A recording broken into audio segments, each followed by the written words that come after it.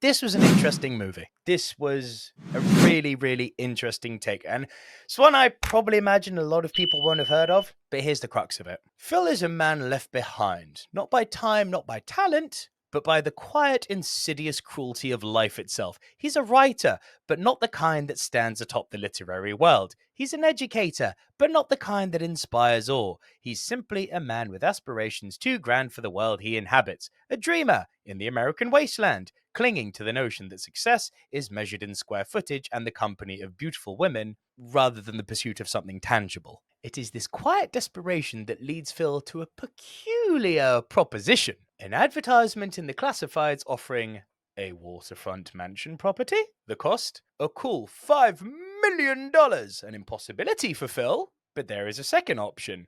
$240,000 to live in the guest house and wait for the elderly owner Astrid to pass away. A simple if morally ambiguous transaction. In one stroke, Phil can position himself at the doorstep of the wealth and comfort he has always envisioned, simply by outlasting an old woman. The premise alone teeters on the edge of dark satire, Faustian bargain of patience rather than soul-selling. But what follows is not so much a biting critique of class aspiration, as it is a character study of quiet disappointment.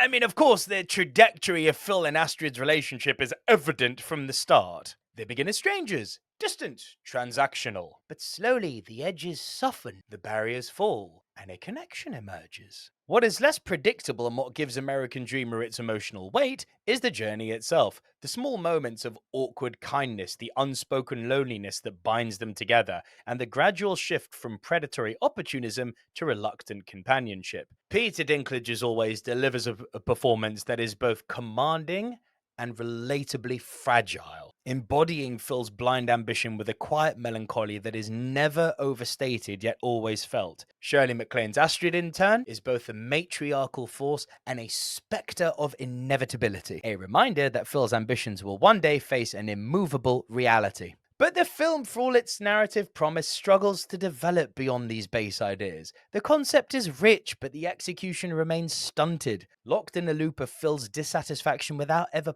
pushing him far enough to evolve. There is a fascinating parallel between Phil's writing and his own personal arc, his novel's chapters mirroring his stagnation, each word a reflection of his own failure to move forward. This is a film deeply preoccupied with self-perception as well as self-deception, but it never quite makes the leap into something revelatory. Instead, it just kind of simmers in its own thematic potential, never actually boiling over. Yeah, then something happens, a moment for Phil that should be triumphant. But instead, it arrives precisely at a moment when he no longer wants it.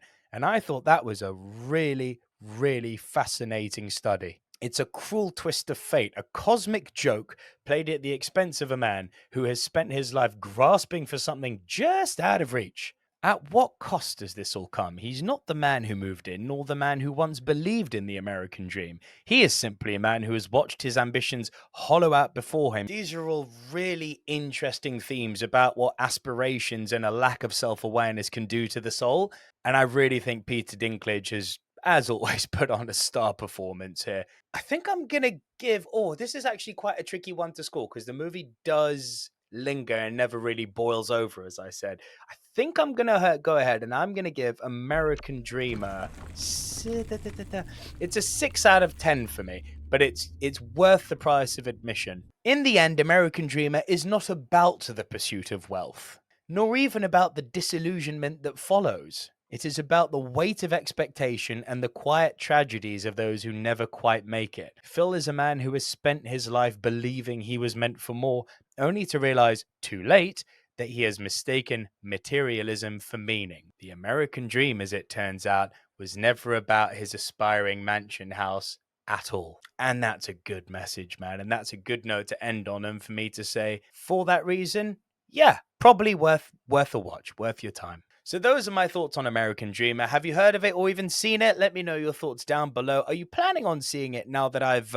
relayed some stuff, relayed this review to you? Again, let me know that down below. I'd love to keep the conversation going as always. So keep it right here on the silver screen, dudes, for more movie review content. My name's Nico Liro, and I'll see you on the next video. Bye for now.